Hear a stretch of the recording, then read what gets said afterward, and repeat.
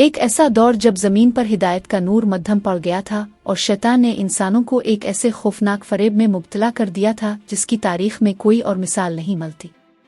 ایک عظیم الشان مجسمہ جس کی چمک اور ہیبت نے بادشاہوں اور عام لوگوں کی آنکھوں پر اندھے پن کی پٹی باندھ دی تھی۔ وہ کوئی عام بت نہیں تھا، وہ بال تھا جسے طاقت، بارش اور زرخیزی کا خدا مان لیا گیا۔ ہزاروں سال پہلے شام کے علاقے میں، جسے آج ہم لبنان، شام اور فلسطین کے نام سے جانتے ہیں، ایک سرسبز و شاداب خطہ آباد تھا۔ یہاں ایک عظیم شہر تھا جسے بالبک کہا جاتا تھا۔ لوگ خوشحال تھے، زمین زرخیز تھی اور ہر طرف نعمتوں کی فراوانی تھی۔ مگر جب شکر ختم ہو جائے تو گمراہی شروع ہو جاتی ہے۔ شیطان نے ان کے دلوں میں وسوسے ڈالے اور انہوں نے ایک دیو ہیکل بت بنایا، سونے اور قیمتی دھاتوں سے تیار کیا گیا، اونچی جگہ پر نصب کیا گیا تاکہ ہر کوئی اسے دیکھے اور اس کے سامنے جھکے۔ لوگوں کو یقین دلایا گیا کہ یہی بال بارش برساتا ہے اور زمین کو زرخیز بناتا ہے۔ یوں پورا معاشرہ شرک میں ڈوب گیا۔ بادشاہ سے لے کر عام انسان تک سب اس بت کے سامنے سجدہ ریز ہونے لگے، قربانیاں دی جانے لگیں اور حق کا نام مٹنے لگا۔ جب گمراہی اپنی انتہا کو پہنچی تو اللہ تعالیٰ نے اپنے جلیل القدر نبی حضرت الیاس علیہ السلام کو اس قوم کی طرف مبعوث فرمایا۔ اپنے نہایت حکمت اور محبت کے ساتھ اپنی قوم کو پکارا، کیا تم اللہ سے نہیں ڈرتے؟ کیا تم بال کو پکارتے ہو اور بہترین خالق کو چھوڑ دیتے ہو؟ مگر قوم نے انکار کیا۔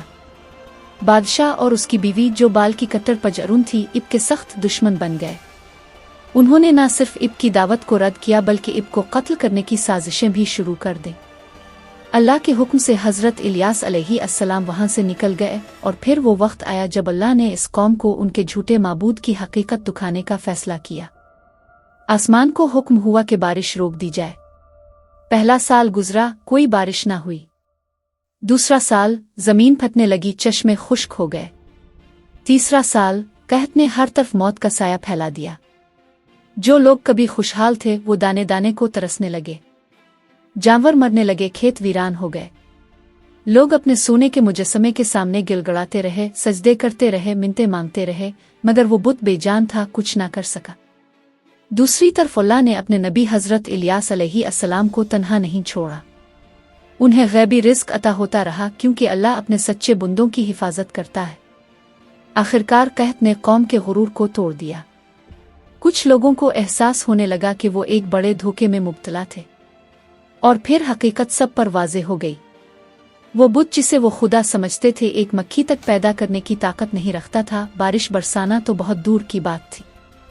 حق ظاہر ہو گیا، باطل مٹ گیا، اور بال کی پوجا کرنے والے ذلیل و خوار ہو گئے۔ وہ عظیم الشان مجسمہ جس کے سامنے بادشاہ جھکتے تھے، اپنی چمک دمک کے باوجود زمین بوس ہو گیا۔ حضرت الیاس علیہ السلام کی دعا سے آخرکار آسمان سے بارش برسی، مگر یہ رحمت صرف ان لوگوں کے لیے تھی جنہوں نے توبہ کی اور سچے رب کو پہچان لیا۔ وہ بادشاہ، اس کی بیوی اور اس کے مغرور سردار سب عبرت کا نشان بن گئے۔ مگر کہانی یہیں ختم نہیں ہوتی۔ شیطان نے اپنی شکست تسلیم نہیں کی، اس نے اپنا طریقہ بدل لیا۔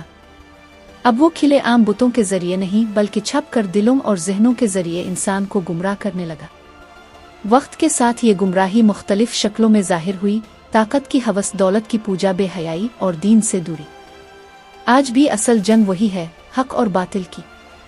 فرق صرف اتنا ہے کہ آج کا بال کسی سونے کے مجسمے کی شکل میں نہیں بلکہ ایک پورے نظام، ایک سوچ اور ایک طرز زندگی کی شکل میں موجود ہے جو انسان کو اس کے خالق سے دور کرتا ہے۔ لیکن آج بھی ہدایت موجود ہے۔ اللہ کی کتاب قرآن مجید اور نبی کریم کی سنت جو ہر دور کے اندھیرے میں روشنی کا راستہ دکھاتی ہے۔